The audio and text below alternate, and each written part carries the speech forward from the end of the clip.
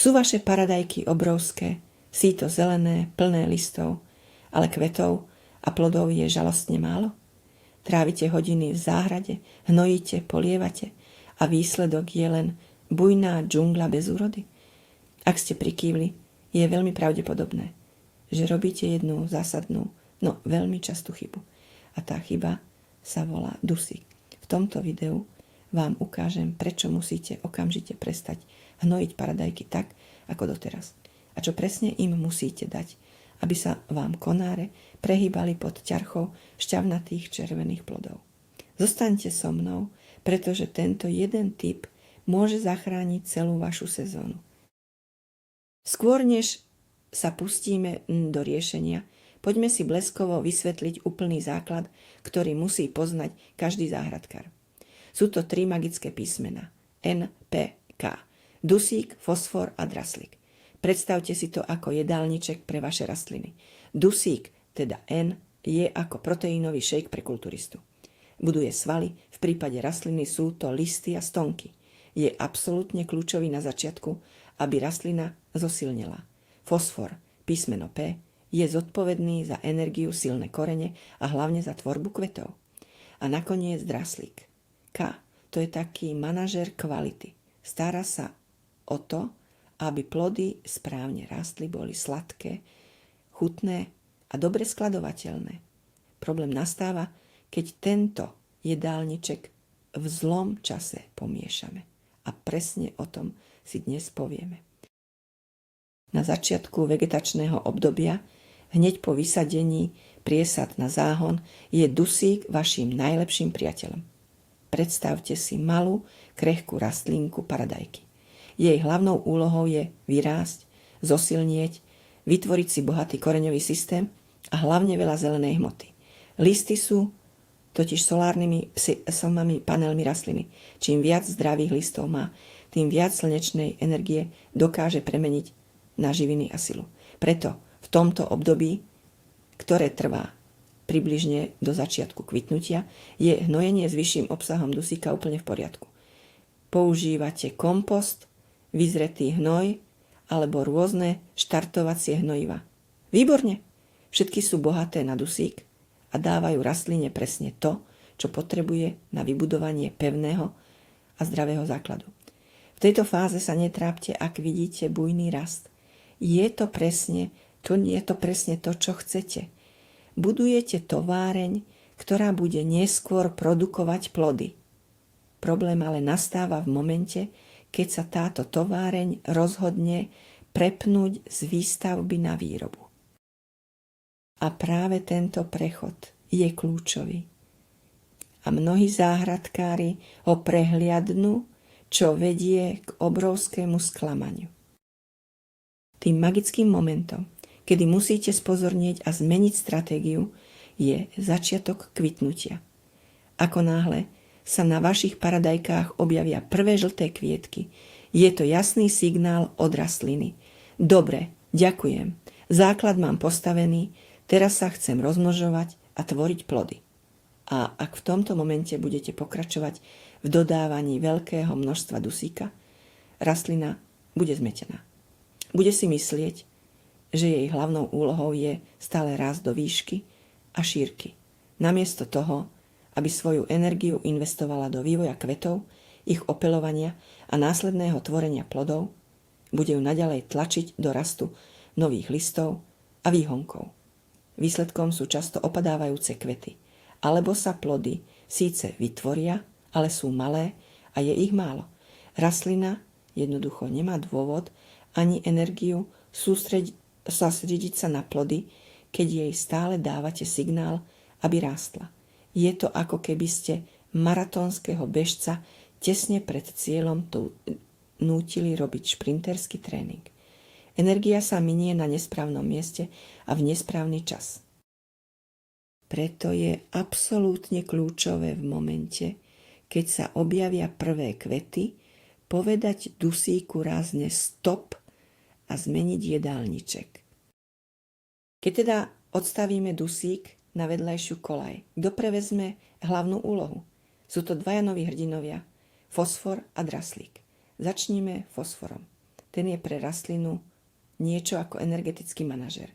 Hrá kľúčovú úlohu pri premene slnečnej energie na chemickú energiu, ktorú rastlina využíva na všetky svoje životné procesy. V tejto fáze je najdôležitejší pre podporu kvitnutia. Dostatočný prísun fosforu zabezpečí, že rastlina vytvorí viac kvetov, kvety budú silnejšie a lepšie sa oplodnia. Okrem toho fosfor podporuje aj zdravý rast koreňového systému, čo je dôležité pre čerpanie vody a ďalších živín z pôdy. A potom je tu draslík, skutočná superstar fázy plodenia. Draslík je zodpovedný za celkovú vitalitu rastliny a najmä za kvalitu plodov. Reguluje hospodárenie s vodou v rastline, čo je kľúčové počas horúcich letných dní. Pomáha transportovať cukry vytvorené v listoch do plodov, vďaka čomu sú paradajky sladké a plné chuti. Zároveň posilňuje bunkové steny, čo robí rastlinu odolnejšou voči chorobám a škodcom. Títo dvaja, fosfor a draslík, sú dynamické duo, ktoré vaše paradajky potrebujú od momentu kvitnutia až po zber posledného plodu. Poďme sa bližšie pozrieť na draslík, pretože práve on je tou tajnou ingredienciou pre dokonalé paradajky. Predstavte si ho ako dopravný systém v rastline. V listoch sa fotosyntézou vytvárajú cukry, palivo a stavebný materiál pre plody. Draslík je ten, kto tieto cukry naloží a efektívne ich prepraví presne tam, kde sú potrebné. Do dozrievajúcich paradajok. Bez dostatku draslíka tento transport viazne. Cukry zostávajú v listoch a plody sú potom vodnaté, bez chuti, často kyslé. Ak chcete sladké paradajky, potrebujete draslík. Okrem toho, draslík funguje aj ako osobný strážca rastliny. Posilňuje bunkové štruktúry, vďaka čomu sú listy, stonky, aj plody pevnejšie a odolnejšie voči mechanickému poškodeniu, ale aj voči napadnutiu hubovými chorobami. V neposlednom rade pomáha rastline lepšie zvládať stres, napríklad z extrémneho tepla alebo sucha, tým, že reguluje otváranie a zatváranie prieduchov na listoch a tým kontroluje odparovanie vody. Investícia do draslíka sa vám vráti v podobe bohatej úrody chutných a zdravých plodov. Dobre, ale ako zistíte, či to s tým dusíkom náhodou nepreháňate? Našťastie, rastlina vám to povie sama, len musíte vedieť, ako ju počúvať. Existuje niekoľko jasných vizuálnych signálov. Prvým a najzjavnejším znakom je farba a vzhľad listov. Pri prebytku dusíka sú listy neprirodzene tmavozelené, niekedy až s modrastým nádychom. Sú často skrútené, ako by sa stáčali dovnútra. Vyzerajú síce na prvý pohľad zdravo, ale je to len ilúzia. Ďalším signálom je extrémne bujný rast zelenej hmoty na úkor kvetov. Rastlina vyháňa množstvo bočných výhonkov, tzv. Zálistkov, a stonky sú hrubé, no zároveň krehké a ľahko sa lámu. Najviac frustrujúcim príznakom je však opadávanie kvetov. Rastlina síce vytvorí kvetné puky, no tie zožltnú a opadnú skôr, ako stihnú byť opelené a vytvoriť plod. Je to jasný odkaz. Mám priveľa energie na rast, nemám čas ani silu na tvorbu plodov. A ak na svojich rastlinách spozorujete kombináciu týchto príznakov, je najvyšší čas okamžite zastaviť akékoľvek hnojenie obsahujúce dusík. Existuje ešte jeden zákerný problém, ktorý priamo súvisí s nadbytkom dusíka. A mnohí záhradkári si túto spojitosť neuvedomujú. Hovorím o hnilobe špičiek plodov, známej aj ako suchá škvrnitosť. Je to tá nepekná, čierna, prepadnutá škvrna na spodnej časti paradajky. Väčšina ľudí si myslí, že je to choroba alebo pleseň, ale mýlia sa. Ide o fyziologickú poruchu spôsobenú nedostatkom vápnika v plode. A teraz sa pýtate, ako to súvisí s dusíkom. Veľmi jednoducho, keď rastline dodávate príliš veľa dusíka, núti ju to k extrémne rýchlemu rastu listov. Rastlina spotrebuje obrovské množstvo vody a vápnika práve na tvorbu tejto zelenej hmoty. Vápnik sa v rastline pohybuje veľmi pomaly. A keď sa všetok minie na listy, jednoducho už nezostane dosť na to, aby sa dostal až na najvzdialenejšie miesto. A tým je práve špička plodu. Bunkové steny v tejto časti sa bez vápnika nedokážu správne vyvinúť. Skolabujú a vznikne hniloba. Takže aj keď máte v pôde vápnika dosť, jeho nadmerným hnojením dusíkom vlastne zablokujete jeho transport k plodom a úrodu si doslova zničíte. Dobre, teóriu máme za sebou. Poďme na praktické riešenia. Čím teda máte paradajky hnojiť od momentu, keď začnú kvitnúť? Máte niekoľko možností. Pri kúpe komerčných hnojív sa zamerajte na tie, ktoré sú špeciálne určené pre plodovú zeleninu, paradajky alebo jahody. Kľúčové je pozrieť si pomer NPK na obale. Hľadajte hnojivá, kde je prvé číslo, teda dusík, nízke. A druhé a tretie číslo, teda fosfor a draslík, sú vyššie. Ideálny pomer môže byť napríklad 4, 8, 12 alebo 50, 10. Tým zaistíte, že rastlina dostane presne to, čo potrebuje pre kvety a plody. Ak preferujete prírodné riešenia, skvelým zdrojom draslíka je drevný popol. Ale pozor, používajte ho s mierou, pretože je zasaditý a môže meniť pH pôdy. Stačí jemne poprášiť okolie rastliny raz za 2 až 3 týždne. Výborným zdrojom fosforu je zase kostná múčka, ktorú môžete zapracovať do pôdy.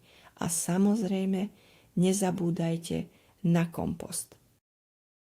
Zrelý kompost je vyvážené hnojivo, no v tejto fáze sa uistite, že neobsahuje príliš veľa čerstvého zeleného materiálu, ako je tráva, ktorá je bohatá na dusík. Okrem komerčných a tradičných hnojív si môžete ľahko vyrobiť aj vlastné, domáce tekuté hnojivá, ktoré sú pre paradajky v období plodenia ako stvorené. Najznámejším a najjednoduchším je výluch z banánových šupiek. Banánové šupky sú extrémne bohaté na draslík. Postup je jednoduchý. Vezmite šupky z 3 až 4 banánov. Zalejte ich 1 litrom vody a nechajte luhovať 2 až 3 dni.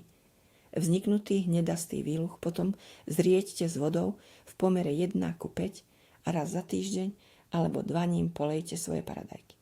Ďalším skvelým pomocníkom je žihlavový zákvas. Ale pozor, ten je v prvej fáze kvasenia bohatý na dusík. Ak ho chcete použiť v období podoby plodenia, nechajte ho poriadne vykvasiť. Aspoň 3 týždne, kedy sa obsah dusíka zníži a prevládnu ostatné minerály. A malý bonusový tip. Raz za mesiac môžete rastlinám dopriať zálievku s rozpustenou lyžičkou epsomskej soli v 5 litroch vody. Dodáte im tak horčík, ktorý je dôležitý pre fotosyntézu a pomáha rastline lepšie využívať fosfor a draslík, ktoré jej dodávate. Jednoduché, lacné a veľmi účinné. Takže, ak si máte z tohto videa odniesť jednu jedinú vec, nech je to táto. Dusík je pre fázu rastu, draslík a fosfor sú pre fázu kvitnutia a plodenia. Prestaňte svoje paradajky prekrmovať dusíkom v druhej polovici sezóny a uvidíte ten obrovský rozdiel. Vaše rastliny sa vám odvďačia nielen množstvom, ale aj kvalitou a chuťou plodov. Už žiadne vodnaté a kyslé paradajky, ale sladké, šťavnaté bomby plné letnej chuti. Dúfam, že vám tieto tipy pomohli a vaša tohtoročná úroda bude rekordná. Ďakujem vám za pozornosť. Ak sa vám video páčilo, Nezabudnite mu dať palec hore a prihláste sa na odber, aby vám neušli ďalšie užitočné rady do záhrady. A teraz otázka pre vás. Aké sú vaše osvedčené triky a domáce hnojivá na podporu plodenia paradajok? Podielte sa o ne s nami v komentároch. Vidíme sa pri ďalšom videu.